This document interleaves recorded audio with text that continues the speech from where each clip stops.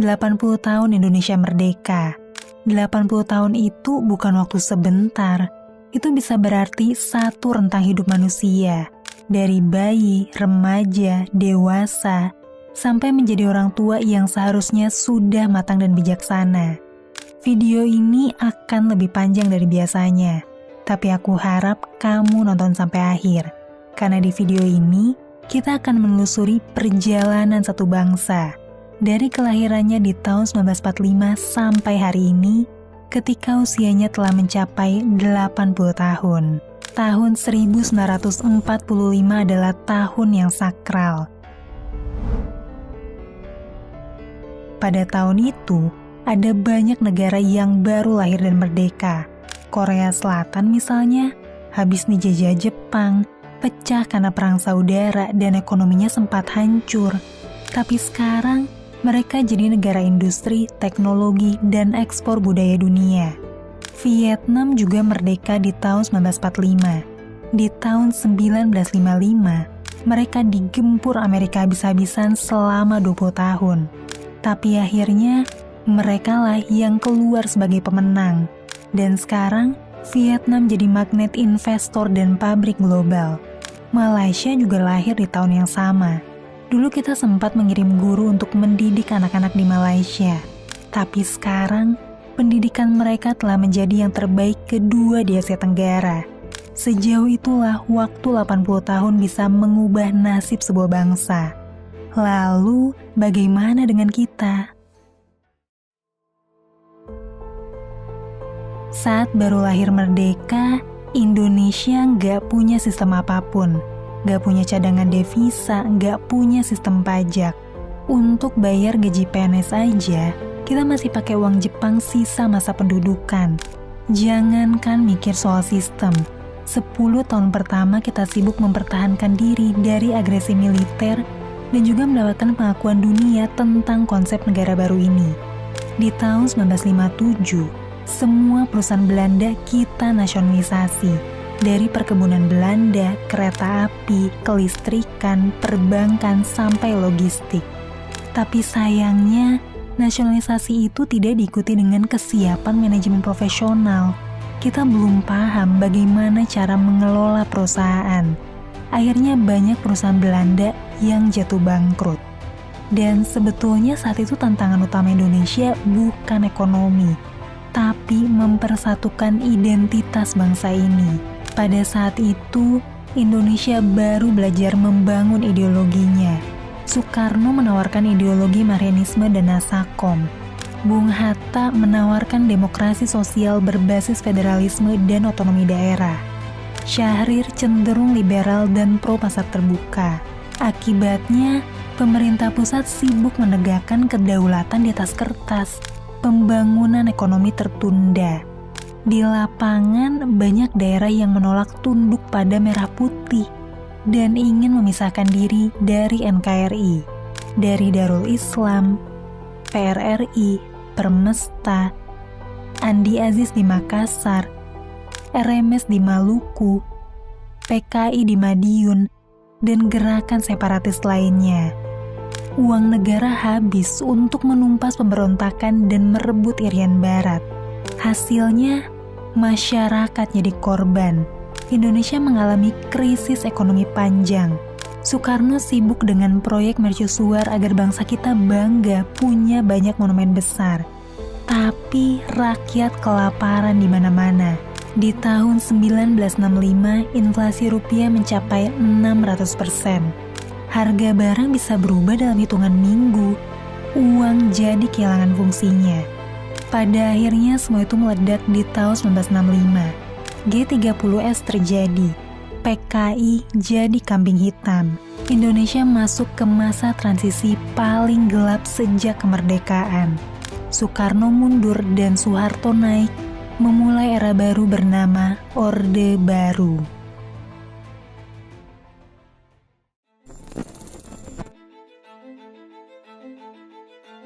Di era awal Orde Baru, Soeharto langsung membawa gebrakan. Soeharto mengubah haluan Indonesia dengan meninggalkan blok timur dan dekat dengan poros blok barat, yaitu Amerika, Inggris, Prancis, dan negara-negara sekutunya. Soeharto langsung membentuk tim ekonom profesional untuk memulihkan ekonomi, dikenal sebagai Mafia Berkeley, yaitu Widjojo Nitisastro, Emil Salim, Ali Wardana, dan kawan-kawan. Bersama para ekonom, Soeharto meluncurkan rencana pembangunan 5 tahun yang dikenal dengan nama Repelita. Hasilnya inflasi berhasil ditekan, rupiah kembali stabil. Indonesia mulai masa pembangunan dengan pinjaman modal dari IMF dan World Bank. Perusahaan multinasional banyak masuk Indonesia, khususnya di sektor tambang dan energi. Dengan pinjaman modal itu, pemerintah membangun banyak irigasi, jalan desa, pabrik, pelabuhan, jalan aspal, dan juga bendungan. Namun sayangnya, mayoritas pembangunan itu sangat terpusat di Pulau Jawa. Sementara wilayah luar Jawa hanya jadi sumber bahan mentah, tambang di Papua, hutan di Kalimantan, sawit di Sumatera. Di tahun 1970-an sampai 1980-an, harga minyak dunia naik, pendapatan negara naik signifikan sebagai produsen minyak. Ekonomi Indonesia mengalami pertumbuhan untuk pertama kalinya. Dari situ terbitlah program Inpres atau Instruksi Presiden untuk pembangunan sekolah, puskesmas, sampai jalan desa. Namun di balik semua pembangunan itu, militer masuk ke semua lini. ABRI ditempatkan di parlemen, birokrasi, BUMN, pendidikan, dan juga sektor ekonomi strategis. Sementara intel pemerintah ditempatkan di desa, kampus, sampai ruang redaksi media. Di sisi lain, banyak proyek pembangunan dikendalikan oleh kroni dan juga konglomerat yang dekat dengan keluarga cendana. Hubungan mereka seperti simbiosis yang saling menguntungkan. Penguasa memberi hak monopoli, izin, dan pelindungan hukum bagi para konglomerat. Gantinya mereka bantu mendanai kampanye Golkar agar Soeharto bisa tetap berkuasa selama mungkin. Pembangunan memang terjadi, tapi dibangun dari budaya korupsi, kolusi, dan nepotisme. Siapa yang dekat dengan kekuasaan akan tumbuh lebih cepat. Pelanggaran HAM terjadi secara sistematis, dari penculikan aktivis, pembatasan kebebasan pers, dan oposisi politik dibungkam. Sampai akhirnya semua meledak di tahun 97 sampai 98. Bank swasta yang selama ini digunakan sebagai mesin pencetak uang bagi kroni pemerintah, satu persatu jatuh bangkrut karena pelemahan rupiah yang tidak sanggup dibendung. Utang dalam dolar melambung tinggi, bisnis hancur, pengangguran melonjak, kerusuhan pecah. Mahasiswa dan aktivis akhirnya menduduki DPR, dan era baru Indonesia dimulai dengan nama era reformasi. Ketika Soeharto jatuh, nilai tukar rupiah anjlok dari Rp2.400 per dolar menjadi Rp16.800 per dolar Amerika. Lebih dari 60 bank di Indonesia kolaps. Rakyat kehilangan tabungan, PHK massal di mana-mana. Harga kebutuhan pokok melonjak. Presiden Habibie yang semula dianggap hanya perpanjangan tangan Soeharto, ternyata justru membuka banyak pintu demokrasi di masa jabatannya yang singkat. Habibie melakukan restrukturisasi perbankan secara cepat. Bank-bank di-merger dan diambil alih pemerintah untuk diselamatkan. Termasuk BCA, BRI, dan BNI juga diselamatkan. Bank Mandiri lahir dari hasil merger 4 bank BUMN. Tekanan terhadap rupiah berhasil dipulihkan. Nilai dolar yang tadinya sempat menyentuh Rp16.800 per dolar, membaik menjadi Rp6.500 per dolar. Di bawah kepemimpinan Habibie, kebebasan pers akhirnya dibuka setelah 30 tahun dibungkam. Investor asing pun mulai melirik Indonesia sebagai negara Asia pertama yang bangkit dari krisis dengan cepat. Di masa jabatannya yang singkat, Habibie membawa transisi penting. Ia memulihkan jantung ekonomi yang hampir mati. dan memberi sinyal bahwa suara rakyat akhirnya punya tempat. Presiden berikutnya adalah Abdurrahman Wahid, atau yang akrab kita panggil dengan sebutan Gus Dur. Kenaikannya menjadi presiden menjadi hal paling unik dalam sejarah politik Indonesia. Karena meskipun PDIP menang telak dalam pemilu, namun Gus Dur yang mendapatkan mandat dari MPR dari hasil voting anggotanya. Awalnya pelantikan Gus Dur sempat menimbulkan banyak kekecewaan masyarakat. Di sisi lain, kaum masyarakat minoritas pun sempat cemas karena untuk pertama kalinya Presiden Indonesia terpilih dari latar belakang agama mayoritas. Tapi justru di masa jabatannya, Gus Dur berhasil menyatukan kebinekaan yang sempat retak di masa transisi reformasi. Dirinya mencabut larangan politik terhadap etnis Tionghoa yang sempat dilarang di masa Orde Baru. Perayaan Tahun Baru Imlek kembali diperbolehkan, dan agama Konghucu secara resmi diakui kembali sebagai agama resmi ke-6 di Indonesia. Di mata warga keturunan, Gus Dur merupakan sosok pahlawan yang berhasil menghapus diskriminasi dan berjasa membuat semua warga negara Indonesia menjadi setara. Di sisi lain, Gus Dur juga mengurangi kekuatan angkatan bersenjata dengan mencabut dui fungsi ABRI. TNI dan Polri kembali ke fungsi profesional sebagai perlindungan keamanan negara dan dilarang memiliki jabatan dalam pemerintahan dan birokrasi. Keputusan Gus Dur ini memperkuat supremasi sipil dalam semangat reformasi untuk memperjuangkan demokrasi. Tapi gaya kepemimpinannya dianggap terlalu nyentrik. Sampai akhirnya Gus Dur mengeluarkan dekret berisi pembekuan DPR MPR dan Partai Golkar. Dekret ini akhirnya ditolak mentah-mentah oleh Mahkamah Agung dan TNI. Dan atas alasan menjaga stabilitas negara, akhirnya Gus Dur dijatuhkan lewat sidang istimewa.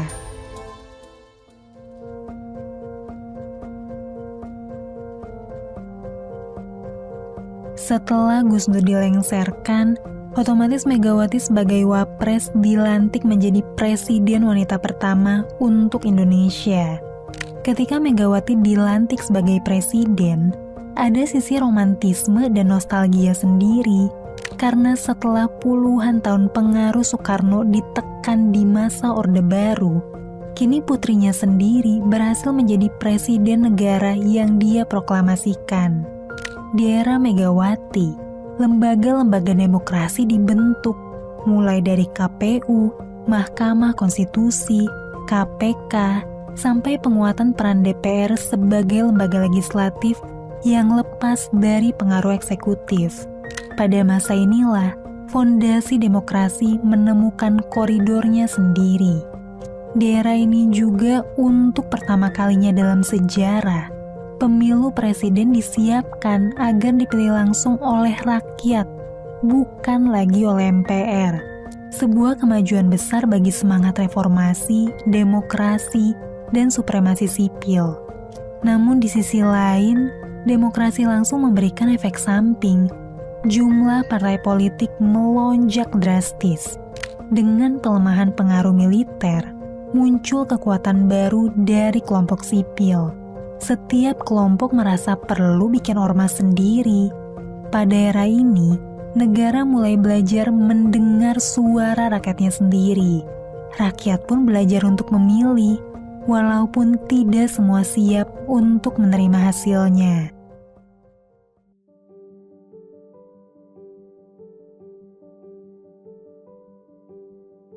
Dan dari pemilu langsung ini, lahirlah seorang pemimpin baru, seorang presiden pertama yang dipilih langsung oleh rakyat. Sosok itu bernama Susilo Bambang Yudhoyono, atau yang akrab dipanggil SBY. Sepanjang 2 periode pemerintahannya, SBY mungkin bukan dikenal sebagai pemimpin yang penuh gebrakan, tapi justru disitulah letak kekuatannya. Setelah puluhan tahun panggung politik Indonesia penuh drama, di era SBY inilah bangsa ini menemukan kestabilan di negara demokrasi untuk pertama kalinya. Pertumbuhan ekonomi tumbuh stabil, rata-rata 5-6% per tahun. Inflasi terkendali di level 3% per tahun. Cadangan devisa naik signifikan dari sekitar 30 miliar dolar di awal 2004 menjadi lebih dari 100 miliar dolar di akhir 2014. Pasar modal dan IHSG juga bertumbuh sehat terlepas gejolak keuangan global di tahun 2008. Investment grade dari lembaga rating internasional terus naik. Nilai rupiah pun relatif cukup stabil selama 1 dekade. Di era PSBY, utang luar negeri berhasil ditekan. Rasio utang terhadap PDB menurun drastis dari 56% di tahun 2004 berhasil turun jadi 24% terhadap PDB di tahun 2014. Indonesia akhirnya mulai naik kelas di mata investor global. Indonesia berhasil menjadi negara berpendapatan menengah, serta untuk pertama kalinya, Presiden Indonesia menjadi anggota konferensi tingkat tinggi di forum G20. Terlepas dari semua kestabilan itu, ada salah satu hal penting yang jarang disorot dari era PSBY, yaitu munculnya kekuatan sektor swasta profesional yang bukan bagian dari kroni-kroni Orde Baru. Banyak pengusaha baru tumbuh bukan karena koneksi kepada penguasa, tapi karena kompetensi. Ruang ekonomi mulai terbuka bagi pelaku usaha yang tidak punya backingan politik. Era SBY memang bukan era gebrakan, melainkan era kestabilan yang telah sekian lama dirindukan.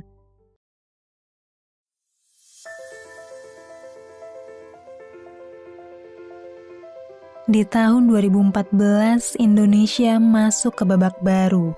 Karena untuk pertama kalinya sejak kemerdekaan, Indonesia dipimpin oleh seseorang yang bukan berasal dari keluarga elit politik.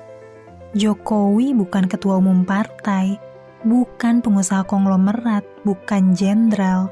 Ia datang sebagai simbol orang biasa, mantan tukang kayu, wali kota, dan gubernur yang dikenal suka belusukan ke lapangan. Di masa kampanye, Jokowi dijadikan simbol bahwa siapapun bisa jadi presiden asal punya rekam jejak dan kerja nyata. Kehadirannya membawa harapan baru. Di periode pertama Jokowi, agenda besar yang dia usung adalah infrastruktur, khususnya di luar Pulau Jawa. Di periode pertama, anggaran infrastruktur naik tajam, BUMN jadi ujung tombak eksekusi. Belanja infrastruktur meningkat drastis, dari 155 triliun di tahun 2014 menjadi sekitar 410 triliun di tahun 2019. Total nilai proyek infrastruktur mencapai 4.800 triliun selama 5 tahun. Proporsinya dalam APBN naik dari 11% menjadi lebih dari 17%. Proyek strategis nasional PSN ditetapkan dalam Perpres dari Trans Jawa, Trans Sumatera, Trans Papua. Jumlahnya mencapai 223 proyek di tahun 2019. Mayoritas adalah jalan tol, pelabuhan, bandara, bendungan, dan jalur kereta api. Total utang negara naik dari 2.600 triliun di tahun 2014 melonjak sampai 4.700 triliun di tahun 2019. Saat itu, semuanya terasa masuk akal. Di masa ini juga, kita melihat kebangkitan ekonomi digital. Startup lokal mulai tumbuh, mendapatkan pendanaan besar dari luar negeri. Semua anak muda bermimpi bekerja di startup dengan gaji besar, atau menjadi founder dengan visi besar yang mengubah Indonesia. Namun banyak yang tidak sadar bahwa di balik utang negara yang terkesan terkendali, ada triliunan utang BUMN yang tidak tercatat sebagai utang negara. Dan ini akan menjadi bom waktu di masa depan, khususnya jika infrastruktur tidak berhasil dimanfaatkan secara produktif. Dan bom waktu itu akhirnya meledak di periode kedua Jokowi. Tahun 2020 seharusnya menjadi tahun penting untuk akselerasi pembangunan dan melunasi utang. Tapi, sesuatu yang tak terduga datang, yaitu wabah virus corona atau COVID. Seketika semuanya berhenti. Roda ekonomi mengerem mendadak. Aktivitas produksi nasional lumpuh total. Dan yang lebih mengkhawatirkan, negara kita tidak siap dengan tantangan mengejutkan ini. Di bulan-bulan awal pandemi, pemerintah tidak tegas dengan kebijakannya. Dari awal menyangkal COVID masuk, lalu masuk ke fase PSBB, kemudian PPKM. Koordinasi antar lembaga kacau, rumah sakit kolaps, APD minim, tenaga medis kelelahan, anggaran kesehatan lambat terserap. Sementara anggaran jumbo justru dipakai untuk pemulihan ekonomi lewat jalur-jalur yang rawan dikorupsi, seperti bantuan sosial langsung. Akibat dari COVID ini, banyak usaha kolaps, pengangguran di mana-mana, investor asing kabur, dan sektor startup jatuh paling keras. Dan utang BUMN menggunung, yang akhirnya membuat efek berantai kemana-mana. Vendor tidak dibayar, PHK massal, dan pembangunan terhenti karena ada banyak proyek strategis yang akhirnya gagal. Bandara sepi, MRT sepi, jalan tol tidak terpakai. Pertumbuhan ekonomi Indonesia minus 2,07% di tahun 2020. Bagi banyak orang, tahun 2020 seperti gerbang awal masa kegelapan yang ujungnya belum terlihat sampai hari ini. Periode kedua Presiden Jokowi ini terasa sangat berbeda dengan periode pertama, terutama di akhir masa jabatannya. Apalagi jika kita berkaca dari mantan Presiden SBY yang pada akhir periodenya tetap netral dan membiarkan panggung demokrasi berjalan sesuai koridornya. Di akhir masa jabatannya, Presiden Jokowi dan banyak elit politik justru tampak sangat sibuk mempersiapkan penerus kekuasaan sebelumnya. Di era transisi ini, tiba-tiba pemerintah membangun koalisi politik raksasa. Putra sulung Jokowi tiba-tiba maju sebagai cawapres di usia yang seharusnya belum memenuhi syarat. Bantuan sosial seperti beras, minyak, sembako dibagikan ke banyak daerah ketika kampanye berlangsung. Seolah pemerintah bersama koalisi raksasanya menggunakan semua sumber daya yang memungkinkan untuk memastikan kemenangan Prabowo dan Gibran. Jokowi yang dulu dicintai karena kedekatannya dengan rakyat, kini dinilai menjadi aktor utama dalam panggung kekuasaan. Setelah Prabowo dan Gibran dilantik, rakyat menunggu janji mereka, atau setidaknya rakyat menunggu kepastian politik agar ekonomi berjalan kembali. 19 juta lapangan kerja, hilirisasi industri, investasi pada sektor real. Tapi yang terjadi justru sebaliknya. Transisi kekuasaan berubah menjadi ajang terbuka bagi-bagi kursi. Lembaga negara dijadikan alat tawar politik. Mereka yang bersama pemerintah mendapatkan jabatan-jabatan komisaris BUMN.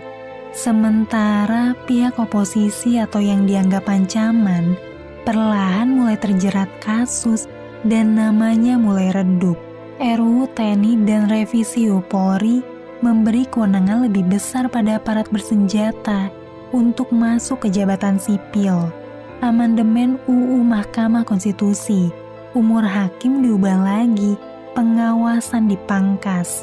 Revisi UU Penyiaran dan UU Pers mempersempit ruang media dan konten kreator. Bahkan pelajaran sejarah di sekolah ingin direvisi dengan versi pemerintah.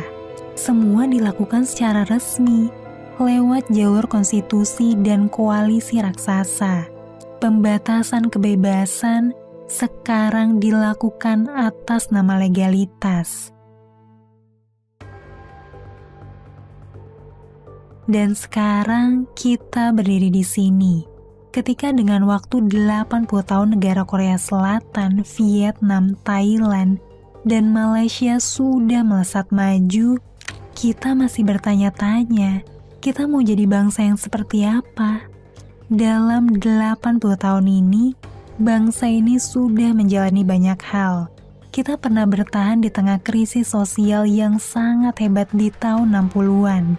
Kita pernah hidup di bawah bayang-bayang kekuasaan militer yang berkuasa selama 32 tahun. Kita pernah menghirup udara demokrasi dan supremasi kekuatan sipil. Dan kini kita masuk ke chapter yang penuh tanda tanya. Mau dibawa kemana arah bangsa ini?